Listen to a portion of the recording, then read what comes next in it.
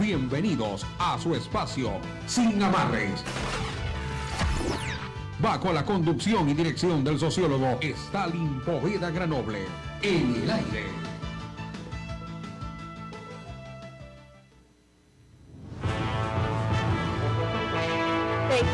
6:32, 6:32 de este miércoles 24 de junio del año 2020. Estamos llegando a la mitad de esta semana y como siempre para nosotros es un placer estar junto a ustedes en esta jornada, compartir con ustedes lo principal de la información que se genera en Ecuador y el mundo y por supuesto el análisis y la opinión con los protagonistas y también su participación a través de su programa Sin Amarres. Muy buenos días, bienvenidos y bienvenidas.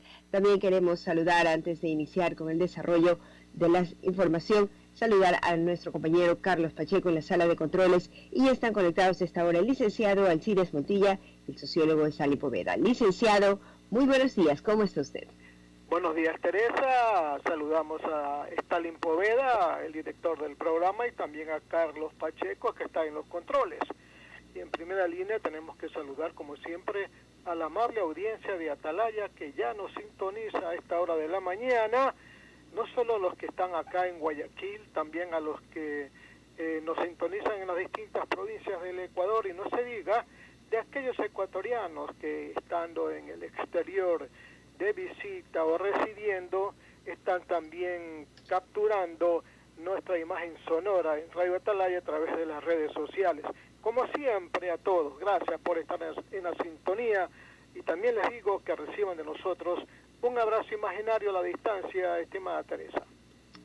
Así es, también el saludo en este momento es para el sociólogo Stalin Poveda Granoble, director de Sin Amarres. Muy buenos días. Buenos días ecuatorianos. Teresa Merchán, gusto en saludarla, Alcides Montilla de la misma manera y también a Gardito Pacheco en los controles.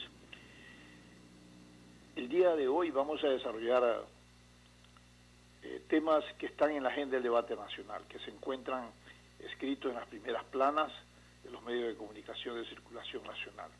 Vamos a referirnos y ampliar la información sobre la situación en la que se encuentra el Consejo Nacional Electoral, sus miembros, por otro lado, y algunas interrogantes que hay que despejar. Después de la muerte de Carlos Morales, ¿qué sigue? ¿Qué continúa en el aspecto político y en el aspecto jurídico? Eso se lo preguntaremos el día de hoy a nuestro entrevistado, el abogado que representa a la familia y a Carlos Luis Morales en este proceso que se investiga. Demos lectura entonces a los titulares, Teresa, de los medios de comunicación. Claro, pues vamos a iniciar la lectura con diario El Universo en su portada impresa. Planillas altas provocan despidos y más exigencias. El presidente Lenín Moreno reconoció un error originado en el tarifario, mientras el defensor del pueblo exige una refacturación técnica. En cadena nacional, la noche del lunes, se anunció la salida del director de Arconel, Bolívar Lucio, señala El Universo. Por otro lado, sepelio de Carlos Luis Morales se realizó en privado. Una lista de 60 personas estaba autorizada a ingresar al despido del prefecto del Guayas. Una bandera de Barcelona cubrió el féretro del prefecto Carlos Luis Morales en un recorrido por la zona de ingreso del Camposanto Parque de la Paz al mediodía de ayer. Desde fuera lo despedían quienes no constaban en la lista de ingreso autorizada por la familia. Morales, quien era investigado por la Fiscalía, murió repentinamente el día lunes.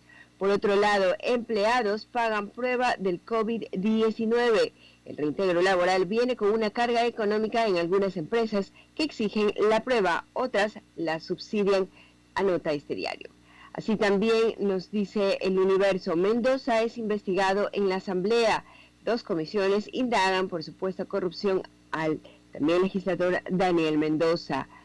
Finalmente también nos cuenta este diario, se adquieren insumos para los médicos. El gobierno adquirió 400 toneladas de insumos de bioseguridad que serán destinadas a los galenos y equipo médico en los centros hospitalarios. Vamos ahora a la lectura de diario El Comercio a través de su página web. El 62% de grilletes tienen daños, apenas 41 se hallan disponibles, es su principal titular. Está prohibido, pero lo hicieron. Unos se metieron en la piscina con el grillete encendido, lo golpearon, provocaron pequeños agujeros para que el agua se filtrara y así averiar el sistema que sirve para monitorear a los procesados. Dentro de esta nota también nos cuenta el diario El Comercio que hay todas las personas, autoridades y ex autoridades que debían estar usando este dispositivo electrónico. Por otro lado, 88% de incremento en alertas por consumo de licor desde el 13 de junio en Quito, una situación que también conlleva a tener preocupación por el creciente número de casos de COVID-19. También nos dice El Comercio, Colombia y Ecuador flexibilizan circulación de vehículos en la frontera norte y el regreso de vehículos que se habían quedado varados de lado y lado de la frontera. También nos dice el diario El Comercio, 18.822 muertes inusuales en 3 meses y 22 días. El incremento de fallecimientos inusuales continúa en el Ecuador, pero ya no en los niveles que se vivieron, principalmente en Guayas, Manabí, Santa Elena o Los Ríos durante abril y mayo pasados. Vamos también en este momento a compartir con ustedes los titulares de Diario Expreso en su portal online. El papel de la prensa según quien lo mire, un análisis de algunas críticas que se han hecho al papel de los medios de comunicación por la cobertura de ciertos casos. También nos dice el Expreso, Carlos Luis Morales, empaña la semana de Jaime Nebot, una semana en la que el exalcalde tenía que anunciar al país si se candidatiza o no para la presidencia de la República. También dice Diario Expreso, Daniel Mendoza continuará preso por supuesta corrupción, así lo ha decidido la justicia. Y también uniformados interceptan 1 tonelada de cocaína en alta mar. Una noticia que fue comunicada por la ministra de Gobierno, María Paula Romo. De esta manera cerramos la lectura de los titulares de los diarios de circulación nacional, estimado sociólogo.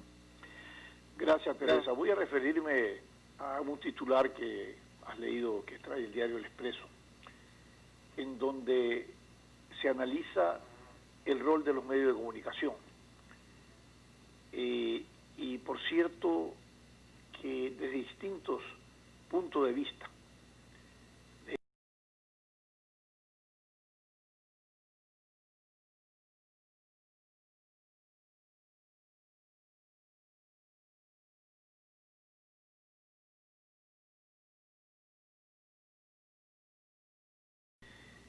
acordémonos un principio fundamental. Los medios de comunicación son un vecino incómodo del poder. En eso coincidimos. Coincidimos todos quienes de alguna manera ejercemos esa noble profesión, el periodismo.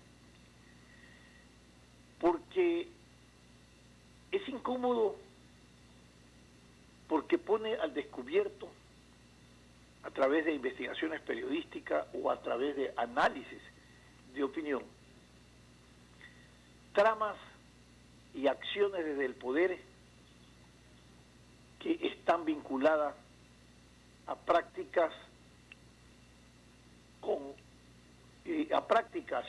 que tienen que ver con la conducta ética en el ejercicio de la administración pública.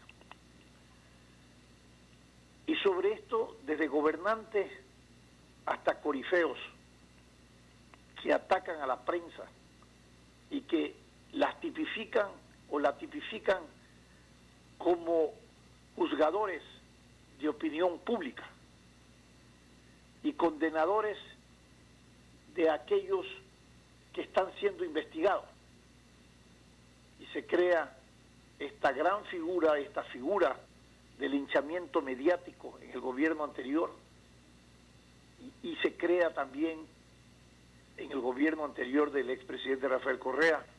Se aprueba una ley en donde su contenido no es otra cosa que una mordaza al pensamiento, a la opinión y al desarrollo de la comunicación y a los derechos y libertades que encarna la comunicación nuestro país. Pueden venirnos desde distintos ámbitos los disparos, las provocaciones, las conspiraciones contra la prensa. Pero nuestro rol y deber ético en el ejercicio del periodismo es exponer a la opinión pública, en principio, los hechos y acontecimientos, cómo se dan, cómo se expresan, y en el proceso de investigación periodístico, del periodismo investigativo, el juego de intereses y actores que estuvieran involucrados en ese escenario de corrupción. Hoy por hoy es claro que el aporte del periodismo investigativo de los medios de comunicación ha sido determinante para sacar de ese letargo a la justicia y que administre justicia y que de esa manera asuma su rol en la administración de la justicia a través de las investigaciones. Y por eso los medios de comunicación han sido criticados, y el periodismo también investigativo, de que unos dicen que se han convertido en juez porque establecen condenas sociales que son más fuertes y públicas, que son más fuertes que las propias condenas que establecen los jueces. En cualquiera de los casos, señores, en cualquiera de los casos, el periodismo jamás atropella los derechos de libertades y de pensamiento. Por lo contrario, los orienta y los conduce. ¿Para qué? Para lograr una sociedad que pueda desenvolverse en una estructura de valores, cuyos comportamientos sociales estén revestidos de valores éticos que mucha falta le hace a la sociedad. Y por cierto, escuchaba alguna declaración sobre este tema de un periodista de investigación y decía que bienvenido sea todos los francotiradores que disparan contra el periodismo investigativo. Bienvenido sea, porque si esa es la razón de ser del periodismo investigativo y de los medios de comunicación, están haciendo su trabajo. Y lo seguirán manteniendo, por supuesto, más que se consideren un vecino incómodo del poder. Alcides. Sí, Stalin, es indudable lo que tú estás diciendo. Lo que pasa es que mucha gente confunde el papel del periodista porque cree que el periodista es el juez. El periodista es el que a través de su información emite fallos, y no es así. El periodista lo que hace es informar en unos casos e investigar en otros y dar sus resultados, su trabajo. Y que sean los jueces, los fiscales, los que tengan que determinar las acciones pertinentes.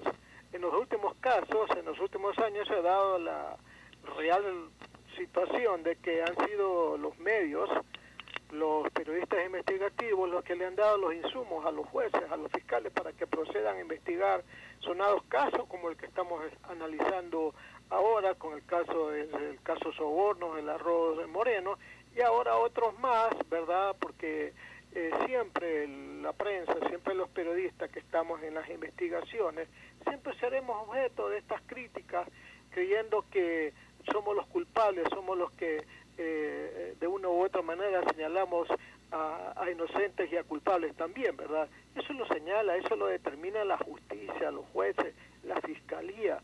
El papel del periodista, el papel del periodismo, el papel de los medios es otro, es la contraoposición al gobierno, al político, a los partidos. Somos los que estamos permanentemente investigando, estamos averiguando qué es lo que pasa con el dinero que paga el pueblo a través de sus impuestos y que lamentablemente se los invierte no en obras como debería decir, sino malgastándolos en corrupción, porque eso se llama, malgastarlos en corrupción, porque lamentablemente ese dinero que el pueblo paga que debería hacerlo para una infraestructura determinada en salud, en educación, sino es para alimentar la corrupción como lamentablemente estamos viendo ahora. Entonces que no nos acusen a los periodistas o a los medios de comunicación o al periodismo de estar convirtiéndonos en jueces, en fiscales, en dar el veredicto final, en dar la sentencia final. Entregamos los insumos, eso es, nada más, entregamos los insumos. Lo interrumpo, licenciado, porque ya está con nosotros nuestro invitado. Correcto. Está conectado a esta hora cuando son las 6 de la mañana con 47 minutos. Damos el saludo al abogado Carlos Luis Sánchez. Él es pues defensor del prefecto Carlos Luis Morales, que falleció este día lunes.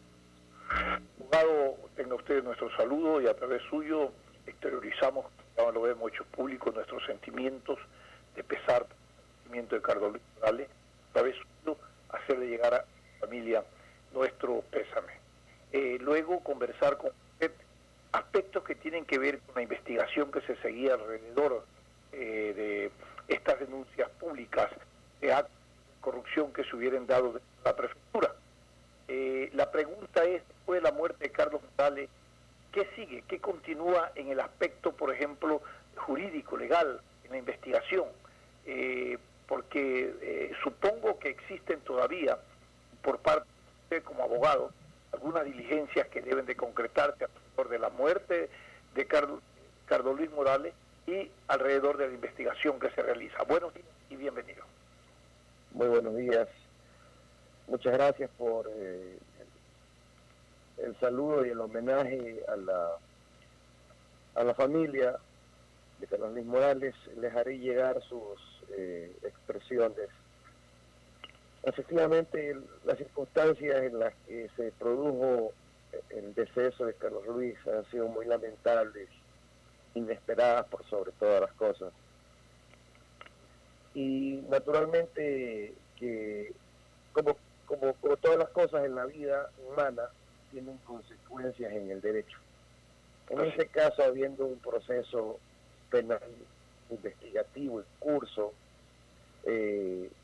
la consecuencia del fallecimiento de la persona procesada es la extinción de la responsabilidad penal, y si fuera solamente el señor prefecto quien es investigado, pues también se extinguiría el proceso. Pero como el proceso no solamente se había iniciado en contra del señor prefecto, sino también de otras personas, los hechos deben continuarse investigando hasta aclararse, en primer lugar, si efectivamente se habría producido este hecho presuntamente ilícito, el del tráfico de influencias, y de ser así, quiénes son los responsables, quiénes son los presuntos responsables de este hecho. Así que la investigación continúa. La Fiscalía ha iniciado una instrucción fiscal. Esta instrucción fiscal debe durar hasta 90 días, de los que habrán corrido ya apenas unos 20 días. Así que nos queda bastante por delante. Ha sido procesado un número importante de personas, funcionarios de la prefectura, exfuncionarios de la prefectura y personas particulares que a considerar de la Fiscalía tendrían responsabilidad en los hechos que está investigando. Correcto. Hay un recurso de habeas corpus que usted ha planteado a favor de la señora Arco, ciudad de Carlos Morales. ¿Espera un resultado sobre el tema?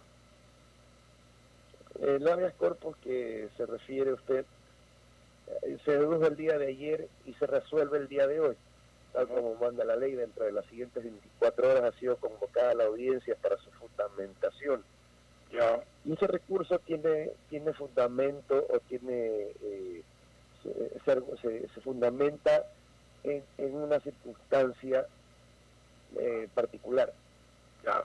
Sobre Sandra Arcos pesa una orden de detención con supuestos fines investigativos desde el inicio de este proceso. Y desde el inicio de este proceso, Sandra Arcos ha comparecido dentro del mismo, autorizándome como su abogado patrocinador, señalando casilla judicial y solicitando que se le permita comparecer ante la Fiscalía a rendir una versión. No como falsamente se ha dicho que ella se encontraría prófuga fuera del país. Eso es mentira. En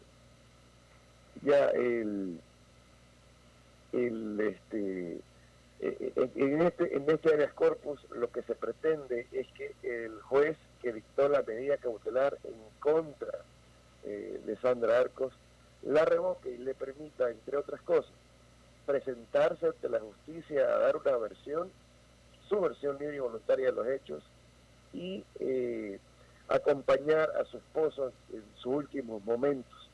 Entiendo, el sepelio se habría extendido hasta hoy, a la espera de que ella pueda acercarse. Ojalá la justicia le dé esta oportunidad. Correcto.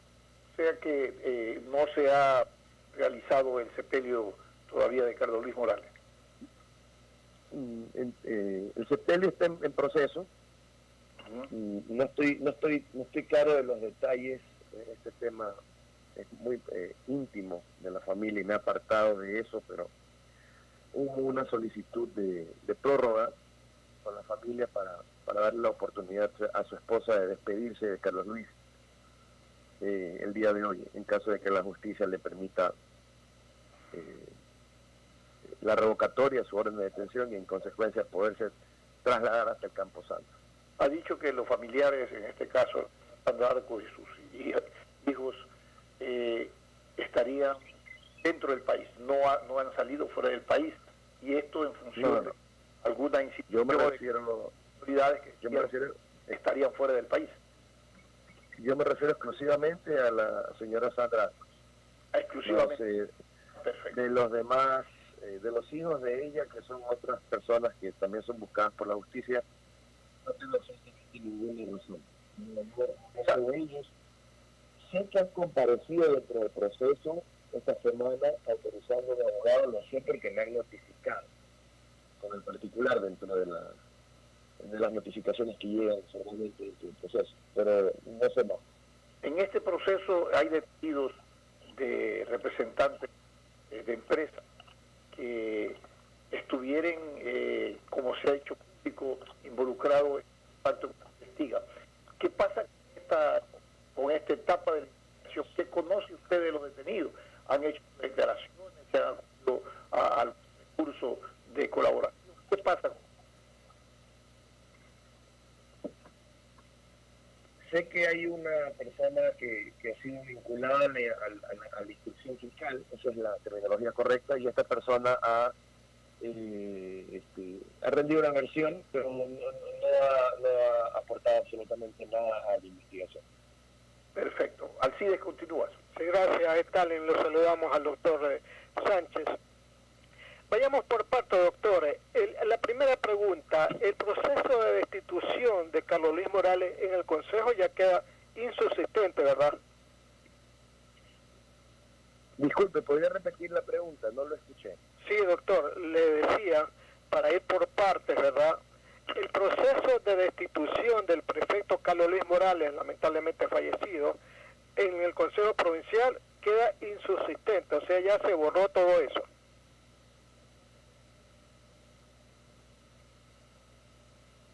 Hola. Hola. No le escucho lo que me pregunta, disculpe. Carlos, parece que tenemos algún problema que no puede escuchar. Nos escucha, abogado.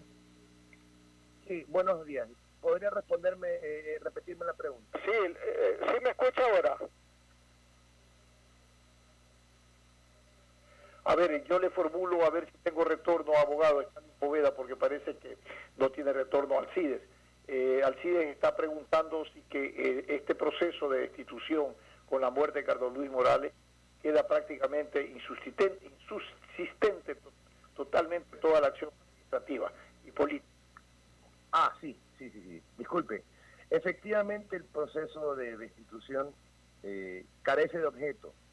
Ya a esta altura, pues, evidentemente no tiene ningún sentido que el mismo continúe. El efecto de la muerte del señor prefecto es la cesación de sus funciones como prefecto, y la consecuencia de la ley es que quien debe asumir es la viceprefecta, y bueno, luego designar de una terna al nuevo viceprefecto. Así que el proceso de destitución, si bien estaba encaminado de una forma irregular, y así lo habíamos enfrentado inicialmente, y nos aprestábamos a demostrarlo, ya no tiene ningún objeto, así que deja de existir.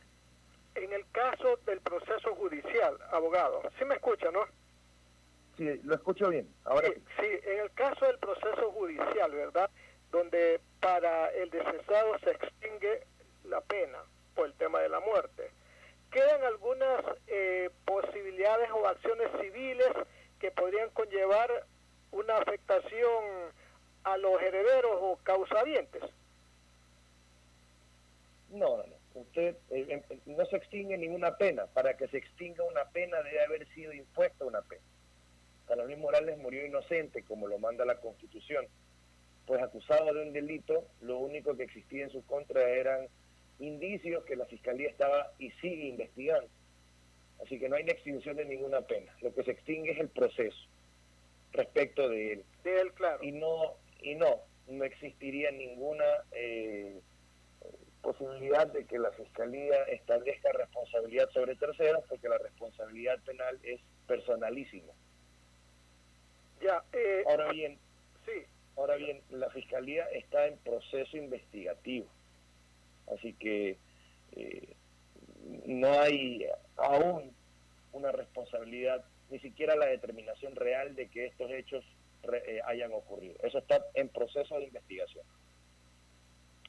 Doctor, otro asunto, ¿verdad? Se ha dicho que la muerte extingue los derechos de la personalidad, pero ¿qué podría suceder en el caso de que los herederos, ¿verdad?, a manera de tutelaje o como bien jurídico, puedan pedir la protección de su imagen o de su personalidad?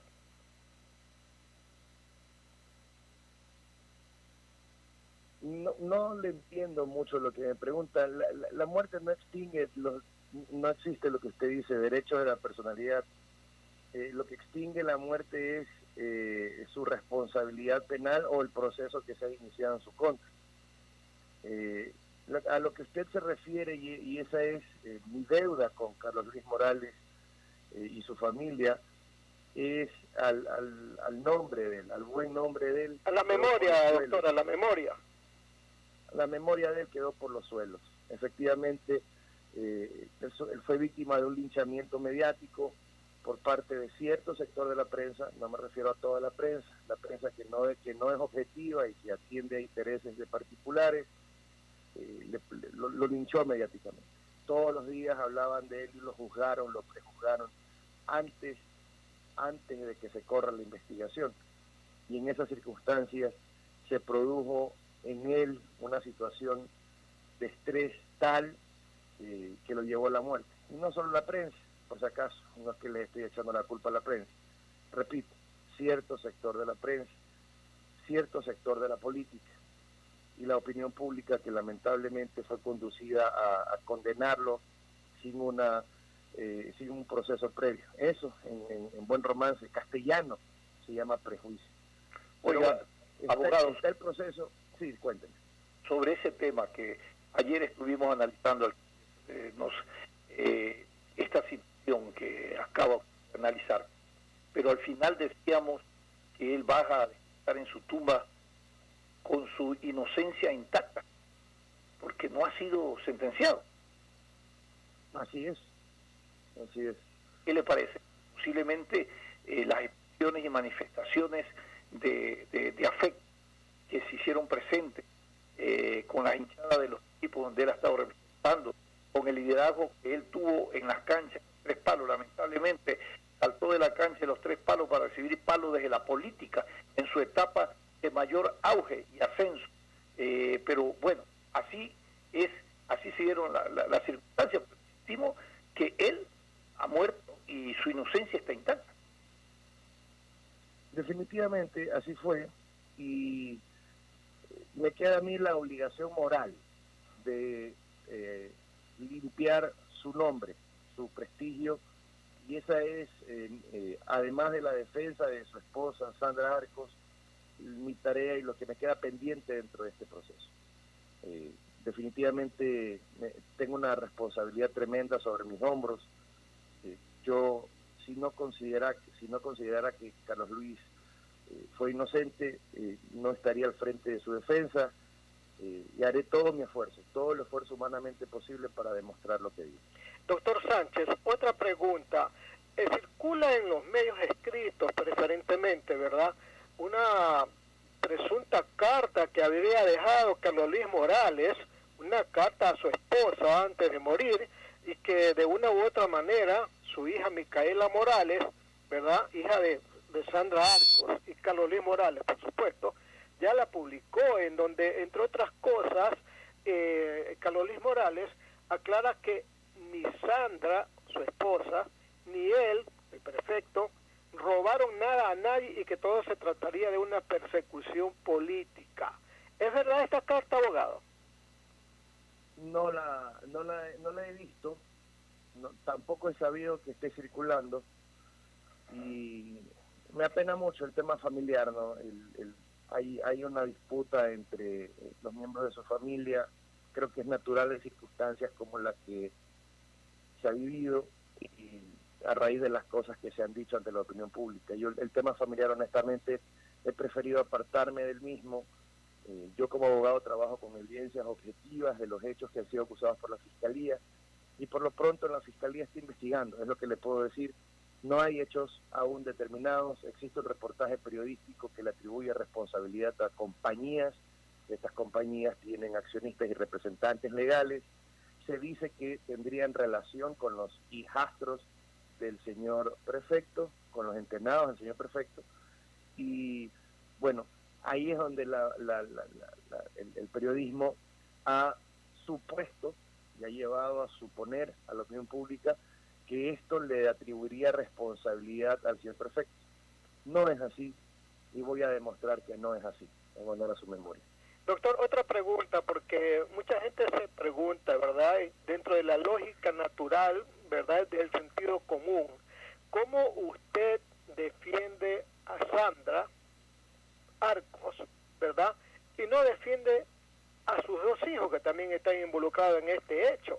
¿Qué pasa con ellos, doctor? Bueno, en primer lugar, a mí ellos no me han buscado como patrocinador, y en segundo lugar, su madre a mí no me ha pedido que los defienda tampoco. Esa es la explicación muy sencilla. No sé nada de ellos. Ellos tienen un abogado patrocinador propio, y recién han comparecido ayer dentro del proceso, pues eso lo me acaban de notificar. Por eso sé que tienen abogado. Hasta ayer yo no tenía conocimiento de que ellos habían comparecido dentro del proceso. No entiendo por qué no se explican que yo no patrocine a unas personas y no a otras. Si bien la responsabilidad penal es personalísima, no estamos hablando de niños, estamos hablando de adultos, son autónomos, tienen sus propias vidas, sus propias familias, y pues son responsables de sus propios actos. No actúan a través de un representante legal. No son menores de edad, son adultos. Bueno, la gente de repente se pregunta porque son familia, ¿no? Y siempre la familia unida pues siempre va en cualquier instancia unida. No se diga en estos casos, doctor, ¿no le parece? Bueno, cada familia es un universo distinto, ¿verdad? Y no sería la primera vez que dentro de una familia se produzcan hechos atribuibles a uno de sus miembros, y usted no puede discriminar al resto por lo que haga otros. No sé si son culpables, pero la investigación periodística les atribuye a ellos, a los hijos de Sandra Arcos, responsabilidad penal. Y por ese hecho le atribuyen responsabilidad a su madre, y por ese hecho le atribuyen responsabilidad al señor prefecto. Agradecerle al abogado. Se lo cobrado bastante. Abogado, queremos agradecerle por habernos ampliado cuál es la situación después de la muerte de Carlos Luis Morales en el aspecto fundamentalmente jurídico legal, que es el que ahora realmente usted está encargado de llevar a ver. Gracias por haber estado con nosotros. Vamos con nuestros anunciantes. Claro que sí, 7 de la mañana. Buenos días. Gracias, abogado. 7 de la mañana, 6 minutos. Vamos a una pausa comercial, pero ustedes quédense en compañía de Radio Atalaya. Este es un programa de opinión, categoría O, apto para todo público. El siguiente es un espacio publicitario apto para todo público.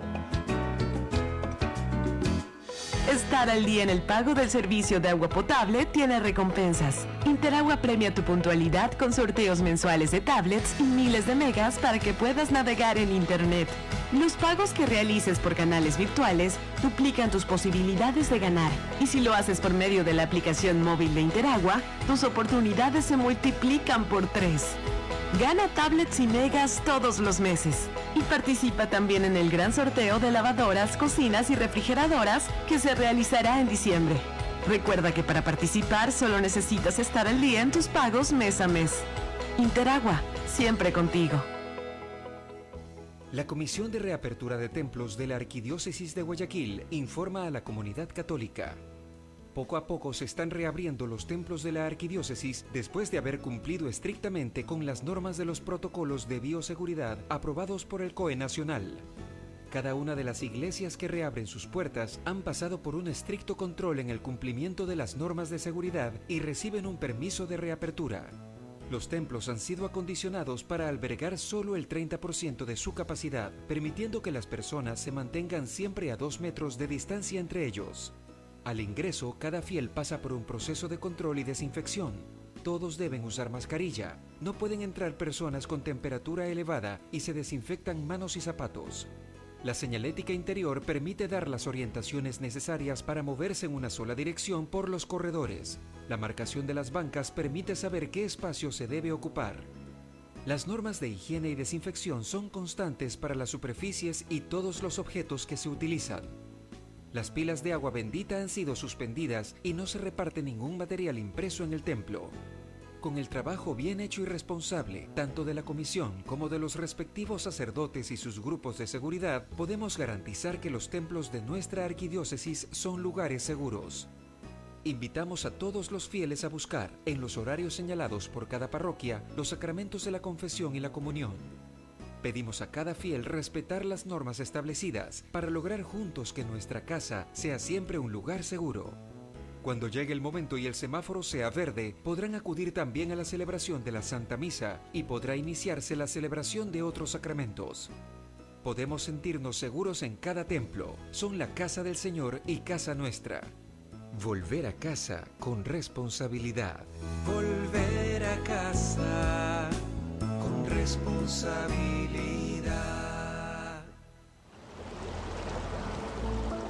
Guayaquil, a diferencia de otras ciudades, es la primera en avanzar en el tratamiento de aguas residuales, con la construcción del Sistema Integral de Tratamiento de Aguas Residuales, que incluye la construcción de 4 macroplantas. En la perimetral, Pantano Seco, funcionando al 100%. En el sur, Planta Las Esclusas, con un avance del 60%, estará operativa el próximo año. Milote, al noroeste de la ciudad de Guayaquil, con un avance del 73.25%, operativa en el 2021. Los Merinos, en el norte, en proceso de contratación, prevista a iniciar en el primer trimestre del 2021. Con una inversión de $457 millones, estas macroplantas de aguas residuales optimizarán el tratamiento para el procesamiento de las aguas, favoreciendo al medio ambiente. Así beneficiaremos a 3.010.000 habitantes con un Guayaquil con bienestar creciente, socialmente inclusivo y ecológicamente sostenible. EMAPAC y la Alcaldía de Guayaquil, haciendo realidad nuestros sueños. Ya se crearon las nuevas rutas por la reactivación, con las que podrás ir al trabajo que extrañas como nunca. Pero hay nuevas reglas para ti y tus jefes. Los pasajeros van a ir solo sentados. Los buses serán desinfectados a cada rato. Y tú tendrás que usar mascarilla y conservar la distancia. Así que ponle ñeque, porque regresando en orden al camello, Guayaquil arranca de nuevo. Descarga Movit gratis para ver todas las rutas. ATM, somos más que tránsito, en coordinación con la Alcaldía. En esta época, la mejor cura es prevenir. Evitemos salir a espacios públicos y tener contacto con más personas. Quedémonos junto a nuestra familia en casa. Es responsabilidad de todos evitar el coronavirus. No lo hagas solo por ti, hazlo por tu familia. Quédate en casa. Alcaldía de Guayaquil.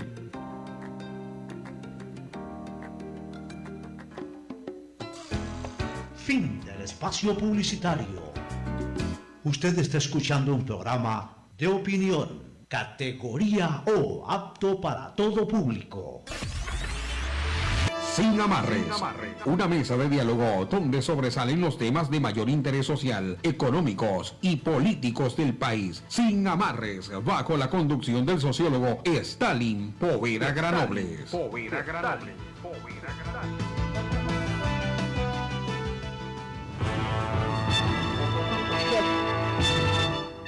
7 de la mañana con 12 minutos, 7 y 12 de la mañana. Gracias por continuar en compañía de su programa Sin Amarres. Recuerde que también nos puede seguir a través de nuestras redes sociales y escucharlo en cualquier hora del día en la retransmisión a través de nuestra página en Facebook, programa Sin Amarres. Queremos compartir con ustedes, antes de continuar con el análisis y la opinión, por supuesto, también compartir información que nos llega desde el municipio de Guayaquil, pues la Corporación Registro Civil de Guayaquil reactivará las brigadas de cedulación a partir de este sábado 27 de junio en diversos sectores de la ciudad. Este fin de semana se atenderá de 8 de la mañana a 16 horas en el sector de San Ignacio de Loyola, área que forma parte de la Nueva Prosperina en el norte de la ciudad. De esa manera también el registro civil, la Corporación Registro Civil de Guayaquil busca acercar los servicios de esta entidad a la ciudadanía sin que ésta tenga que movilizarse. Y también queremos compartir con ustedes un informe del Ministerio de Inclusión Económica y Social sobre algunas propuestas que ha hecho llegar el MIES a la Asamblea Nacional en cuanto a las reformas del Código de la Niñez y Adolescencia que está siendo debatida precisamente esta semana. Una de ellas tiene que ver con la adopción. La Comisión Ocasional de la Asamblea acogió algunas propuestas del MIES, entre ellos que se cataloga la adopción como una medida que restituye derechos más allá de considerarla un medio de protección. Se otorga a las familias monoparentales, personas solas, los mismos derechos que las familias conformadas por parejas y se incluye la revocatoria de la idoneidad a las familias solicitantes de adopción, figura que actualmente no existe. Se conservó también la figura de adopción plena, tal como la propuso el MIES. Bueno, son algunas de las propuestas que ha hecho esta cartera de Estado para la reforma de este código tan importante que apunta a la protección de la niñez y la familia. 7 de la mañana con 14 minutos, estimado sociólogo. ¿No tenemos el contacto con nuestro invitado, Teresa? No, lamentablemente parece que tuvo algún inconveniente, sociólogo, y no pudo conectarse a esta hora. Aprovechemos para hacer conocer al país, a la opinión pública, la importancia y la trascendencia del sector de la acuicultura y pesca. El día de hoy habíamos pactado una entrevista con Andrés Arens, que es el viceministro de Acuicultura y Pesca. Sin embargo, no hemos podido tener el contacto, pero sí sería importante al CIDES hacer conocer la importancia de este sector, que se ha constituido en base de exportaciones, absorción de mano de obra y tributación. La FAO en su informe acaba de expresar o de determinar que el 40% de las exportaciones no petroleras están reflejadas en ese sector y que representan casi 5.000 millones de ingresos al año. Y por cierto, también este sector, y lo conocemos porque ya antes habíamos entrevistado al viceministro y al ministro y se conoce que es de dominio público, que es un sector que también está afectado por algunas prácticas, como por ejemplo la pesca ilegal, por un lado. Por otro lado, también la inseguridad en alta mar, cuando se refiere a la pesca. Y todas estas cosas, te preguntábamos si que desde la política pública se habían implementado algunas acciones que mitiguen estos hechos o estas prácticas que afectan la sostenibilidad de este sector tan importante. Y efectivamente hoy tenemos la noticia de que el gobierno ha otorgado crédito por encima de 26 millones de dólares para el sector, para todo este proceso de reactivación. No es que este sector ha estado inactivo, ha estado muy activo también, pero sin embargo era necesario que como política pública o acción pública de protección a estos sectores que son importantes para la tripulación, para las exportaciones y para la reducción de mano de obra, tengan el estímulo por parte del gobierno, por ejemplo, a través de estos préstamos. Y también conocemos que se ha contratado 200 inspectores de pesca. Sin embargo, nunca es suficiente frente a todas las amenazas por las cuales ha atravesado y sigue atravesando este sector. Recordémonos que las fuerzas navales son las que están a cargo del control del área marítima y, por cierto, habían dejado de tener actividad porque los seguros no se habían contratado de las naves que hacen el monitoreo y la inspección a nivel del territorio a nivel marítimo. Esto no sé si ya se arregló, pero también es una deficiencia muy seria de responsabilidad de los gobiernos de turno, porque con eso se observaba la intromisión de naves extranjeras o de otras banderas que pescaban en el área reservada para la pesca marítima a nivel de nuestro país. Bueno, esperemos que estas cosas se vayan solucionando, pero en todo caso es muy importante profundizar en la importancia y trascendencia de este sector, que vuelvo a insistir, 40% de las exportaciones no petroleras, así se lo está determinando, corresponden a este sector y se ha constituido en una base fundamental de exportaciones, de absorción de mano de obra y de tributación. Alcides. Sí, mire, Stalin y amables oyentes, efectivamente, como usted acaba de decir, Stalin, la pesca en general se habla pues de todo lo que tiene que ver con la pesca, ¿verdad? Sí. Estaba un gran problema porque la mayor parte de la producción que se exporta se la envía a Europa. Europa, en octubre del año pasado, emitió una tarjeta amarilla al Ecuador porque le dijo: o usted aprueba una ley para prevenir y garantizar que las exportaciones ecuatorianas de pesca no provengan de actividades de pesca ilegal. Mírese. Entonces, o aprueba la ley con esas determinaciones, o sea, que toda la pesca ecuatoriana no provenga de actividades de pesca ilegal, o Europa no compraba nuestros productos. Entonces, ¿qué pasó?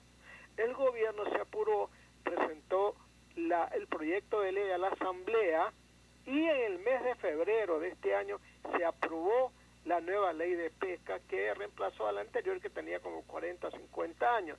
¿Qué dice esa ley de pesca? Que fue ya del agrado de los europeos, lo que facilitó las exportaciones. Por ejemplo, pues, incluye sanciones de 1.500 salarios básicos unificados, ¿verdad?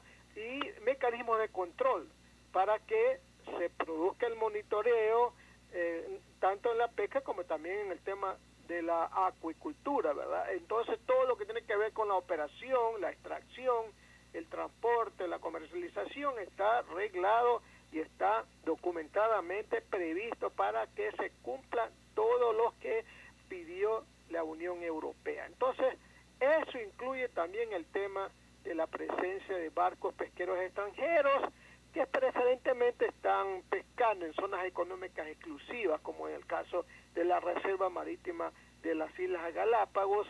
Hace poco que capturaron a 4 buques pesqueros y también pues hay la investigación porque a China se exportaron, entre comillas, aletas de tiburón y no se sabe si fue producto de esta pesca ilegal o fue que alguien, valiéndose de la posibilidad de que son exportadores de aletas de tiburón, hizo esa transacción. Pero en todo caso es importante señalar que ahora con la ley de pesca hay una reglamentación, hay sanciones, hay un mecanismo de cómo trabajar de forma legal para que nuestras exportaciones vayan a sí mismos y ingresen de forma legal a los mercados que nos compran y evitar pues sanciones, rechazos o suspensiones de las exportaciones, que sería fatal. En eso mucho tuvo que ver el sector privado, que también cooperó para la elaboración de la ley, cooperó para esto de también pues hacer posible conversar con los asambleístas y hacer posible que ese proyecto no demore más en vista del apuro que teníamos nosotros ante el pedido de los europeos de que tengamos una ley y que esa ley diga que todas las exportaciones nuestras de pesca no deriven de extracciones ilegales, estimado Stalin. Claro, y ya la ley está aprobada, Alcides, pero más allá de lo que diga la ley, que siempre se convierten en letras muertas, es importante tomar todas las previsiones, implementar políticas públicas para que no ocurra la pesca ilegal, porque son otros los que vienen haciendo estas ilegalidades con sus barcos de otras banderas, y el sancionado es quien no las hace, es quien las denuncia, es quien tiene una sostenibilidad en el sector, y yo creo que esto es muy importante relevarlo. Hay una decisión muy esperada, que la sociedad ecuatoriana está, como quien dice, en suspenso, y es aquella que tiene que ver con el anuncio del abogado Jaime Nebot si acepta no ser candidato a la presidencia. Entiendo que el día de mañana se hará el pronunciamiento. Sí, así es. En una carta pública, Jaime Nebot asegura que habría deseado compartir personalmente su decisión en un acto cuantitativamente importante, pero que la pandemia del COVID-19 y las disposiciones legales lo impiden. Con esto hemos terminado. Las 7:23. Habíamos también anunciado un tema relacionado con esta controversia entre el Consejo Nacional Electoral y la Contraloría, estimado Stalin. Habíamos anunciado eso. Realmente lo que aquí está en prueba y lo que está demostrándose es que los juegos de intereses de poder político están por encima del interés de la fe pública, y no importa atentar a una institucionalidad que tiene que ver con la garantía de una expresión soberana, que es el Consejo Nacional Electoral, ¿no? Porque en la medida que estos problemas, que son manifiestos y de dominios públicos, no se resuelvan y sigan como una contradicción inalterable, lo que se afecta es la fe pública, lo que se afecta es la credibilidad de esta institución frente o de cara a un proceso electoral. ¿Qué es lo que va a pasar aquí? Que no va a ceder ninguno de los sectores, ni el Contralor. Ahora acabo de ver una entrevista que le hicieron en Canal 2, y él se mantiene en lo que la ley le faculta. Y la ley orgánica de la Contraloría, Stalin. Y anoche vi las declaraciones de los 3 miembros que están en este momento siendo cuestionados, ¿no? La señora Cero, Diana Tamaí y el señor Cabrera, en donde ellos se ratifican y dicen que son la autoridad electoral y que actuarán dentro del marco constitucional y tendrán que recurrir a lo contencioso electoral para resolver el problema. Pero yo quiero recordarle y compartir con usted lo siguiente, mi querido Alcides. Usted sabe cómo ha sido el procedimiento cuando han destituido alcaldes en distintos cantones, etc. Hay 30 días para que hagan su descargo cuando hay esta acusación de responsabilidades por parte de la Contraloría. Viene de ese informe. Tienen 30 días para hacer el descargo. Paralelo a eso, se genera un problema de político-administrativo en donde las mayorías de ese cantón o de esa de ese municipio, ¿no? En base a ese informe de la Contraloría, ¿no? Lo destituyen. Cumplen por 2 lados. El organismo colegiado destituye al alcalde y en el otro caso por determinación de la Contraloría. Él tiene otros recursos, tienen 30 días para hacer el descargo, y luego de eso va a lo contencioso electoral. Y ha pasado, y ya tenemos experiencia, de que después de 2 años resulta que el alcalde que fue destituido y que fue también afectado por responsabilidades por un informe de la Contraloría, resulta inocente, le dan la razón y tienen que reintegrarlo. Entonces, vamos a estar en un estado de inestabilidad institucional, jurídica, de representación soberana, que en este caso significa el tutelaje de la expresión del pueblo, que tiene que llevarlo adelante el Consejo Nacional Electoral, y estamos de cara a un proceso electoral. Realmente esto es intolerable, no puede ser posible que justo en estos momentos tengan que darse estos procesos, porque así como vamos a tener que suspender las elecciones, no por la pandemia, no, sino por qué, por falta de idoneidad y de credibilidad en el proceso que lleva adelante el Consejo Nacional Electoral. Brevemente, Stalin, yo digo que la Contraloría sí puede ordenar la destitución de los vocales de acuerdo a los artículos 48 y 92 de la Ley Orgánica de la Contraloría. Pero el Consejo Nacional Electoral dice su ley, son la autoridad electoral y en ese proceso son ellos los que no pueden estar incuados en ningún tipo de acusación. Sí, pero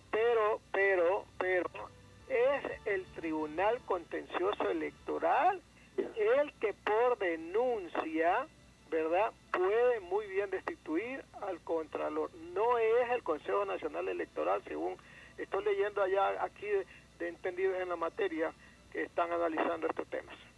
¿Qué dice que el Consejo Electoral puede destituir al Contralor?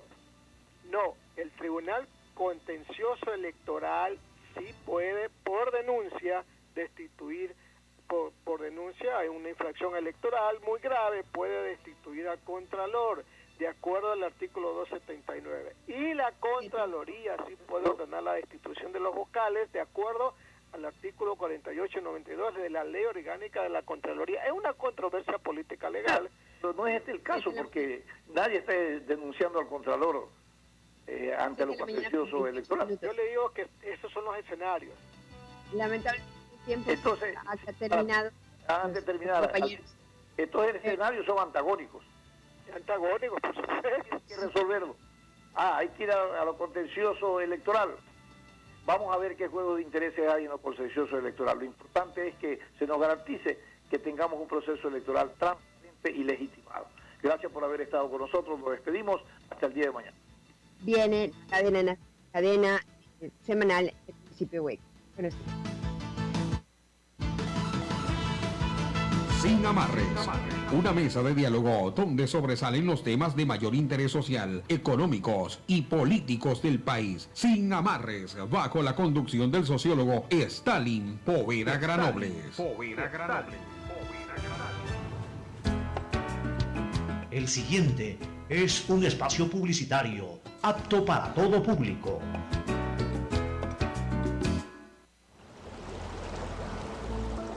Guayaquil, a diferencia de otras ciudades, es la primera en avanzar en el tratamiento de aguas residuales, con la construcción del Sistema Integral de Tratamiento de Aguas Residuales, que incluye la construcción de 4 macroplantas. En la perimetral, Pantano Seco, funcionando al 100%. En el sur, Planta Las Esclusas, con un avance del 60%, estará operativa el próximo año. Milote, al noroeste de la ciudad de Guayaquil, con un avance del 73.25%, operativa en el 2021. Los Merinos, en el norte, en proceso de contratación, prevista a iniciar en el primer trimestre del 2021.